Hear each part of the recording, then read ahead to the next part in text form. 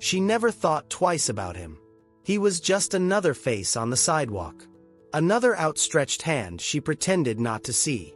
Another voice she drowned out with her music. But she didn't just ignore him. She mocked him. To her friends. To strangers.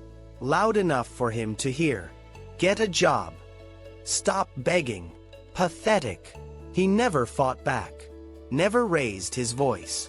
He just lowered his eyes and said, "God bless you," in a voice so quiet it was easy to forget he was even there. Until one day everything changed. Because the girl who once called him worthless found herself lying in a hospital bed. Terrified. Alone. And too broke to pay for the surgery that would save her life. She was sure no one would help her. But someone did.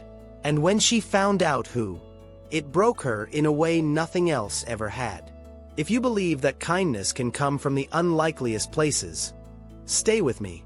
This isn't just a story. It's a lesson. Like this video to share that message with others. Comment below if you've ever misjudged someone you didn't know. And don't forget to subscribe for more soul-twisting stories that prove people can surprise us in the best ways. She grew up thinking the world owed her something. She wasn't rich, not by the magazine standards. But her family was comfortable. Nice apartment uptown. Designer clothes bought on sale but still designer. Brunch on weekends with her girlfriends who all talked about careers but never bills. She liked pretty things. Liked being seen. Liked knowing she was someone. If you asked her, she'd say she was a good person. She smiled for photos. Donated old clothes to charity once a year. Even liked inspirational quotes on social media about gratitude and kindness. But real kindness, that was harder. She was busy. Always in a rush. Work, dates, drinks after hours. She didn't have time for people who couldn't keep up. And beggars? She really didn't have time for them. She hated how they made her feel. Guilty. Uncomfortable. She convinced herself they chose it. That they deserved it. So she mocked them. Not always out loud, but often enough. When her friends laughed along, she felt a thrill of belonging. Being cruel made her feel strong. Unbothered. I don't give my money away to drunks. They should get a job. It's not my problem. She never thought about what brought them there. Never imagined they had names. Families. Dreams that had died slow deaths. To her, they were scenery. Background. Warnings of what she'd never let herself become. And he was the worst of them all. That old man on the corner with a quiet voice and sad eyes. He was always there, every morning, like he was haunting her route to work. She didn't just avoid him. She made sure he heard her. Made sure everyone around did too. Because if she could turn him into a joke, she wouldn't have to see him as a person. The city never slept. It was a living thing. Breathing in smog and exhaling neon. Buzzing with energy that could either lift you up or chew you up and spit you out. Skyscrapers loomed overhead like silent judges. Glass and steel that glittered in the sun but turned cold and black at night.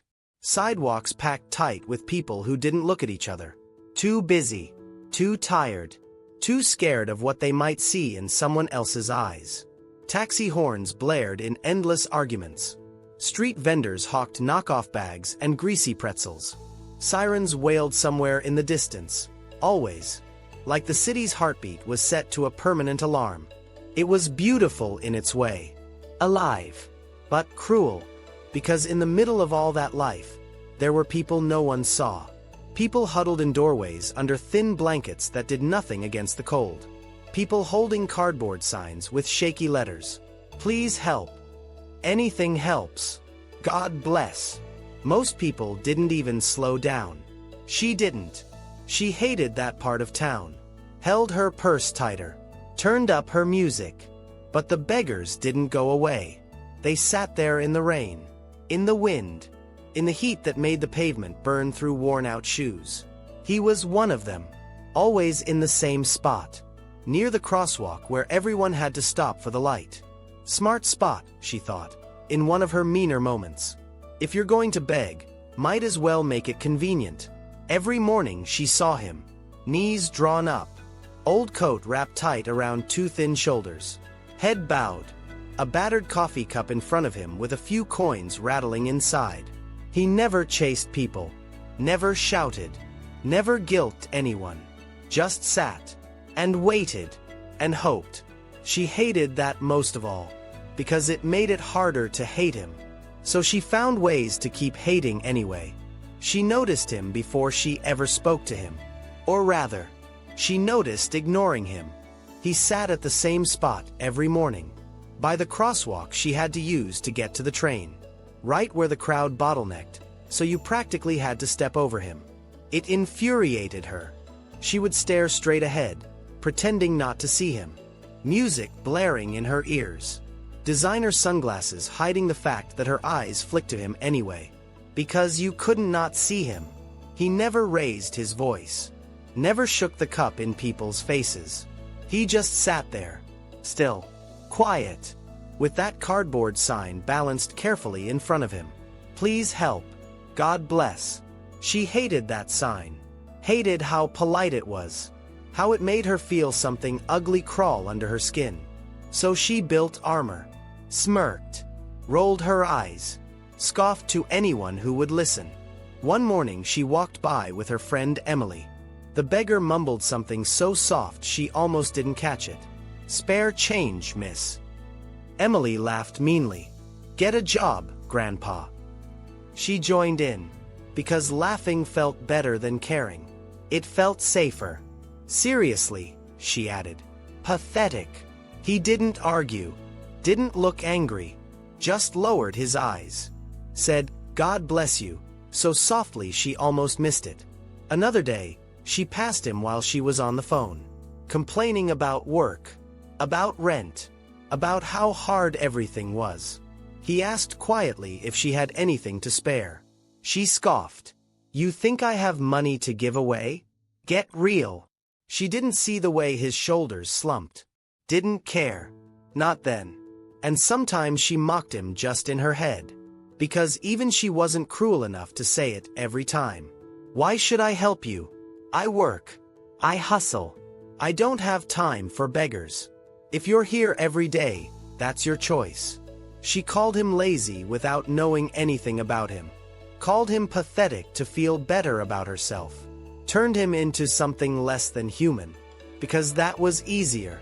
It would be easy to say she was just a terrible person. And maybe she was. But it wasn't that simple. She was scared. Not that she'd ever admit it. Scared of failing. Scared of slipping even one rung down the ladder she clung to so tightly. Scared of becoming him. Her whole life was performance. The right clothes. The right friends.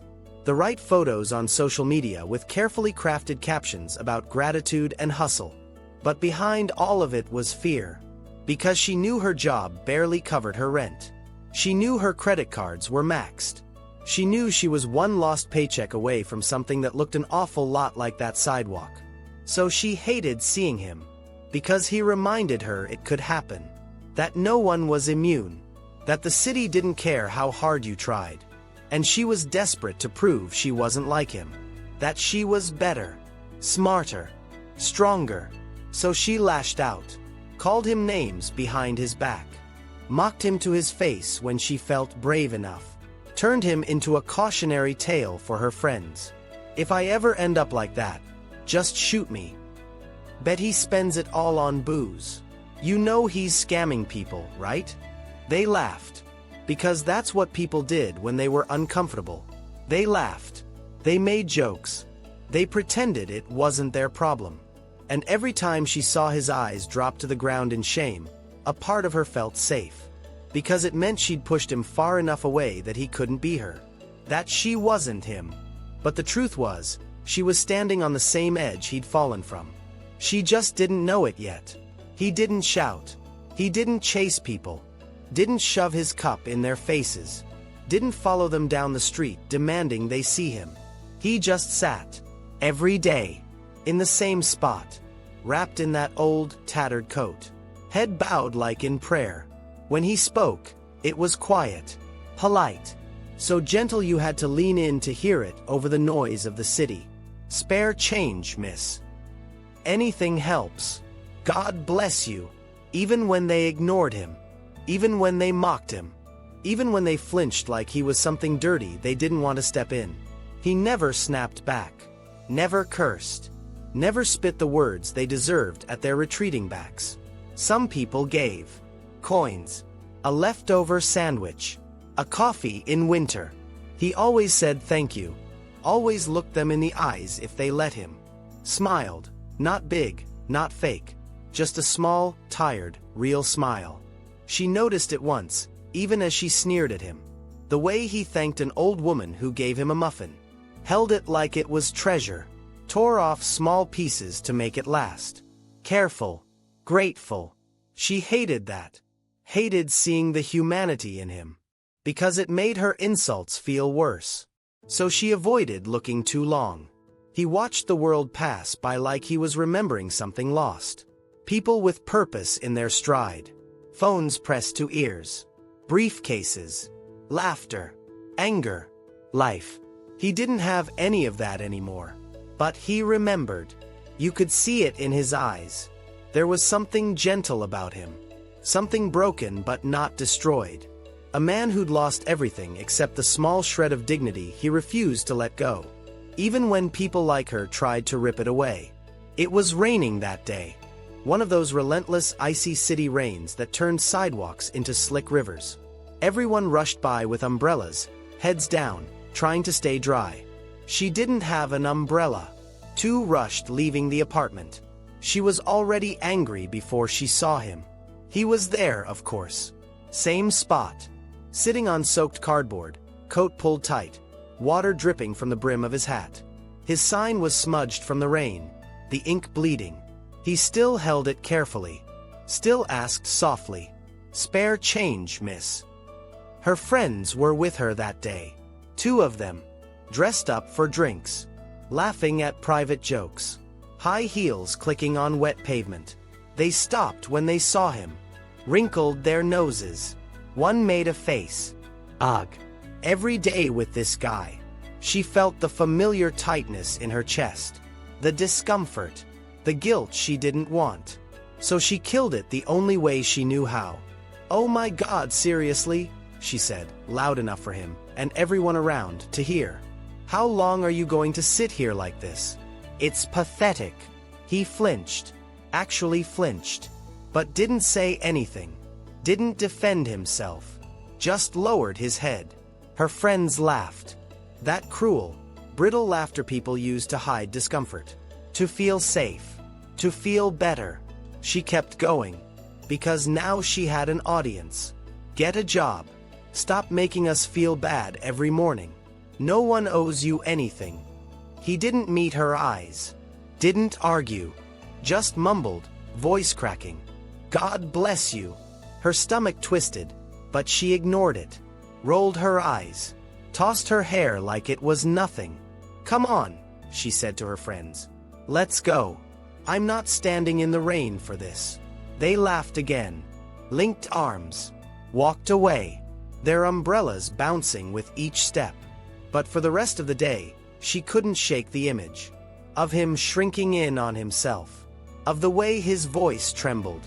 Of the way he still tried to bless her even when she humiliated him. She'd never felt so powerful. And never so small. It didn't happen overnight. At first it was small things. A late payment fee on her credit card. Her boss calling her in to have a chat about her attitude. A friend canceling dinner plans and forgetting to reschedule. Little cracks in the polished image she'd worked so hard to keep up. But then the real problems came. Her landlord raised the rent. By more than she could manage. She pretended it was fine. Smiled. Swiped the card for drinks she shouldn't have ordered. Told herself she was still okay. Work got worse. Hours cut. Tips down. Management changed and didn't care about her history there. She tried to complain, but no one listened. Her friends? They were there for the parties. For the selfies. But when she stopped picking up the tab, they stopped calling. One night she sat alone in her tiny apartment, lights off to save on the bill. Scrolling through social media. watching her friends laugh at rooftop bars, smiling with people who were still wanted, still safe. She stared at the screen until her eyes burned, tossed the phone across the couch, buried her face in her hands and cried so hard she thought she'd choke. And the next morning, she still had to get up, still had to pull on her cheapest dress, still had to force a smile for customers who didn't see her, didn't care. She passed the corner where he sat, but she didn't say anything anymore. Didn't have the energy, didn't have the arrogance. She just kept her head down, avoided his eyes, because now she was scared she might see herself there. She started skipping meals to make rent, stopped buying coffee altogether, didn't laugh as much, didn't talk as much, didn't feel as much. She told herself it was just a rough patch, that she was too smart to end up like him. But late at night, lying awake in the dark, she wasn't so sure anymore. The letters piled up on the small table by her door. Red ink. Final notice. Please pay immediately. She stopped opening them. What was the point? She knew what they said. She just couldn't fix any of it. Her landlord banged on the door one morning. She didn't answer. Held her breath in the dark until he went away. She could hear him muttering insults through the thin walls. The fridge was empty except for ketchup packets and half a stale loaf of bread. She skipped meals, drank water to feel full, promised herself she'd get groceries tomorrow. Tomorrow. Always tomorrow. Her mother called once. She didn't pick up. She couldn't let her hear the shaking in her voice. Couldn't admit how bad it was. How scared she was. Work noticed. Of course they did. Customers complained she was rude, sloppy, distracted. Management pulled her aside. If you can't keep it together, don't bother coming back. She nodded silently. Didn't argue. Because what could she say? One night, she sat on the bathroom floor. Lights off. Phone in her lap, screen glowing. She checked her balance. 53 cents. That's all. That's all she was worth now. She pressed the heels of her palms into her eyes and sobbed. Silent, shaking sobs that left her gasping. How did this happen? How did I let it get this bad? What if I end up like him? She didn't sleep that night. She just rocked on the cold tile floor, trying to hold herself together. When dawn broke, she forced herself up, washed her face, pulled her hair back, and walked out the door. Because she had no choice. At the crosswalk, she saw him. Same spot, same sign, same bowed head. He lifted his eyes as she approached.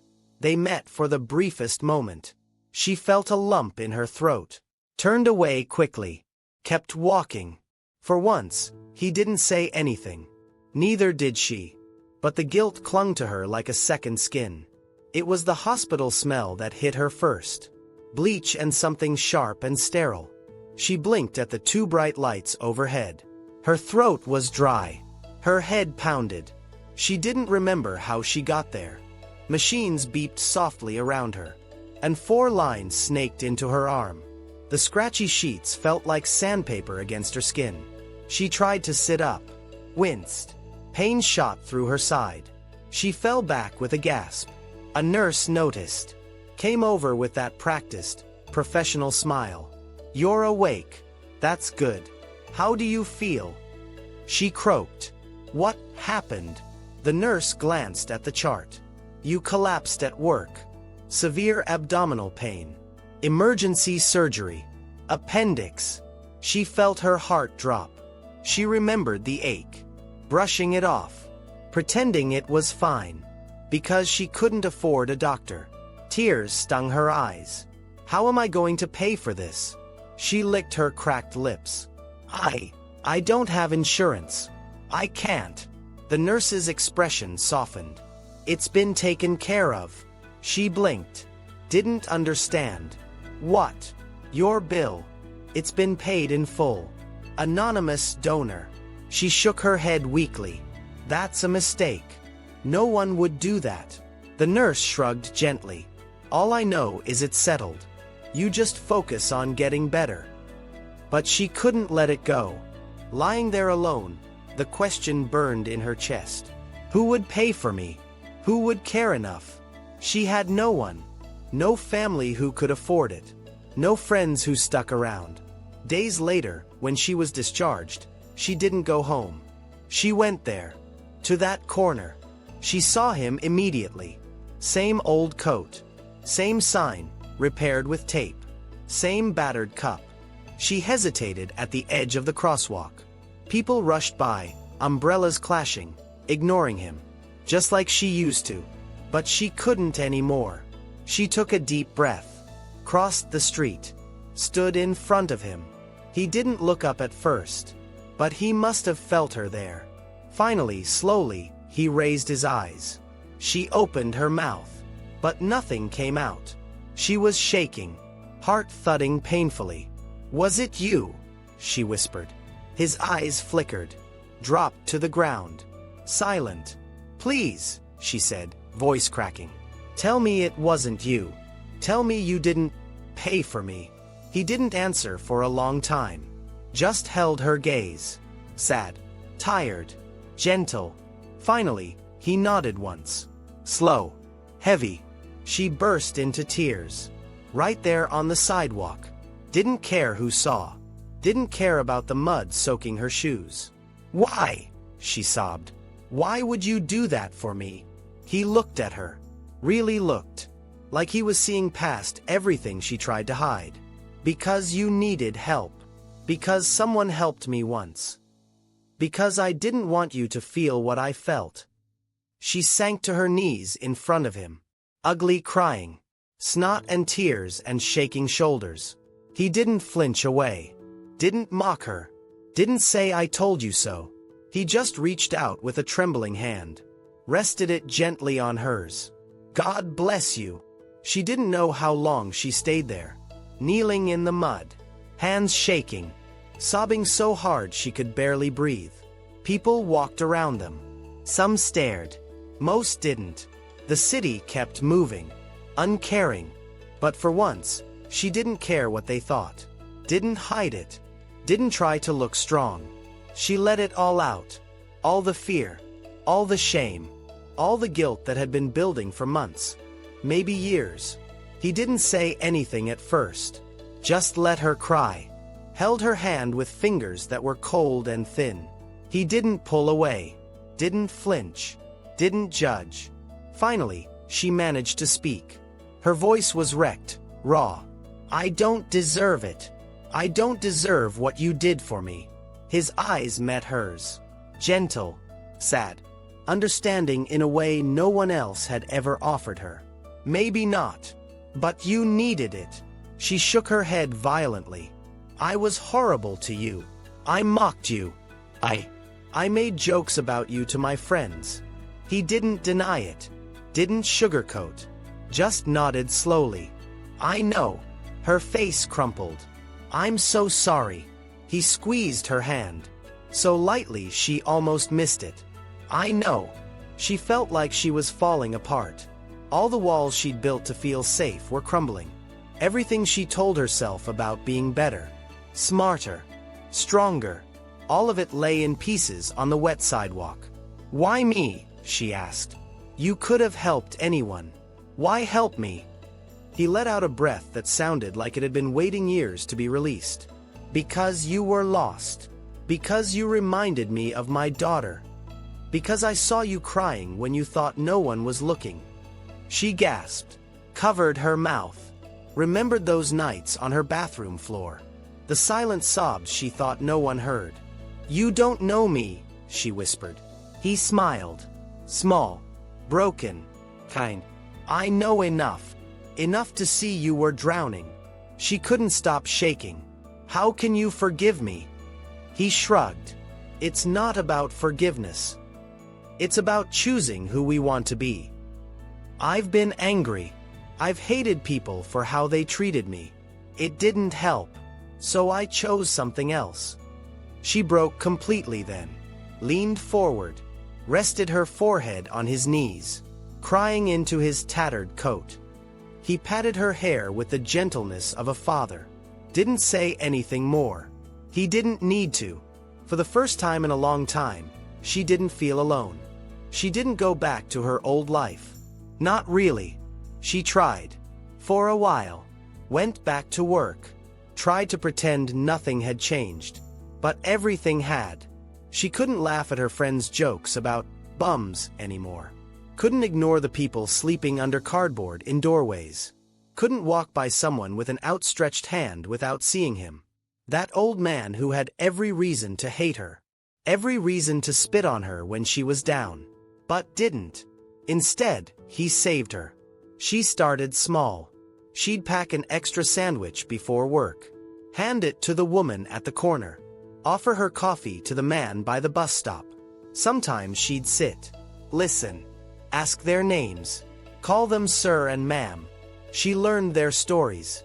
Stories that sounded a lot like hers. Wrong turn. Lost job. Bad luck. One medical bill too many. She went back to that corner. Hoping to see him. Hoping to thank him again. To tell him how much he'd changed her. But he wasn't there. She asked around. No one knew. Or maybe they didn't want to say. For a while she cried every day she didn't see him. But eventually she understood. He didn't need her thanks. He needed her to change. And she did. She volunteered when she could. Started a donation drive at work. Made her friends uncomfortable enough that some of them stopped calling. She didn't mind. She found new friends. The kind who believed helping people wasn't weakness. She never got rich. Never got famous. But she found something better. A kind of quiet peace that came from knowing she was trying. From knowing she wouldn't ignore someone crying in the rain again. Sometimes, late at night, she'd sit by her window, watching the city lights. Wondering if he was okay. If he knew how much she thought about him. How grateful she was. She liked to imagine he did. That somehow, wherever he was, he smiled. Maybe even said a little prayer for her. God bless you. If this story touched you, share it with someone who needs to remember that kindness can change lives. Leave a comment telling us how you've been surprised by someone's compassion. And don't forget to subscribe for more soul-twisting stories that remind us all that it's never too late to do the right thing.